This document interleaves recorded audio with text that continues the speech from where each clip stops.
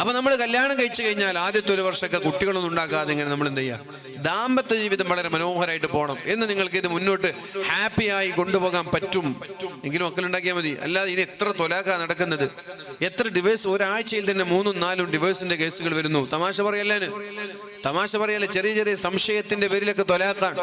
ചെറിയ ചെറിയ സംശയം, പ്രത്യേകിച്ച് സോഷ്യൽ മീഡിയയുടെ സജീവമായ ഇടപെടലുകൾ, വാട്സപ്പും ഇൻസ്റ്റാഗ്രാമും ഫേസ്ബുക്കൊക്കെ വന്നു. എല്ലാവരുടെ കയ്യിലും ഡിവേഴ്സിനെ കുറിച്ചാണ്, കല്യാണം കഴിഞ്ഞ് മക്കളൊക്കെ ആയതിനു ശേഷം കല്യാണ മോചനത്തെ കുറിച്ചാണ് ചിന്തിക്കുന്നതെങ്കിൽ ആ മക്കൾ അനാഥരായി പോകും. നമ്മുടെ മക്കൾ അനാഥരായി പോകും.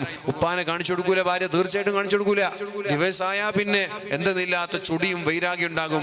എങ്ങനെയെങ്കിലും ഉപ്പയിൽ നിന്ന് അകറ്റാൻ ശ്രമിക്കുക. വീട്ടിൽ വന്നാൽ ഉപ്പയുടെ കുറവും ഉപ്പയുടെ പ്രശ്നങ്ങളും ഉപ്പയെക്കുറിച്ച് ചീത്ത പറച്ചിലൊക്കെ ആയിരിക്കും ഭാര്യ ചെയ്യുക. എന്നാൽ ഇതേ സമയം മക്കൾ എപ്പോഴെങ്കിലും അവസരം കിട്ടിയാൽ ടൗണിൽ കൊണ്ടുപോയി മിഠായിയും ചോക്ലേറ്റും കാര്യങ്ങളൊക്കെ വാങ്ങിച്ചു കൊടുത്ത് എങ്ങനെ എൻ്റെ സ്വന്തക്കാരനാക്കണം എന്നാണ് പിതാവ് തീരുമാനിക്കുക. ഇതിനിടയിൽ ഇതിനിടയിൽ പെട്ട് മക്കൾ എന്ത് ചെയ്യണമെന്നറിയാതെ ആടി ഉലയുന്നുണ്ടാകും. അതുകൊണ്ട് നിങ്ങൾ ത്വലാഖിനെ കുറിച്ച് ചിന്തിക്കുകയാണെങ്കിൽ കല്യാണം കഴിഞ്ഞ് 1-2 വർഷമൊക്കെ നേരെ ജീവിക്കുക. പ്രശ്നങ്ങളൊന്നും ഇല്ലെങ്കിൽ കുട്ടികളുണ്ടാവുക. ഇനി നിങ്ങൾക്ക് മുന്നോട്ട് പോകാൻ പറ്റൂല എന്നുണ്ടെങ്കിൽ കുട്ടികളാകുന്നതിനും നിങ്ങൾ ത്വലാഖില്ല.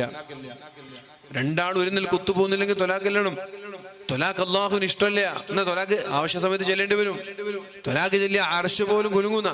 എന്നാൽ ചില സാഹചര്യം ഒരു നിലക്ക് ഒത്തുപോകാത്ത സാഹചര്യമാണെങ്കിൽ ത്വലാഖ്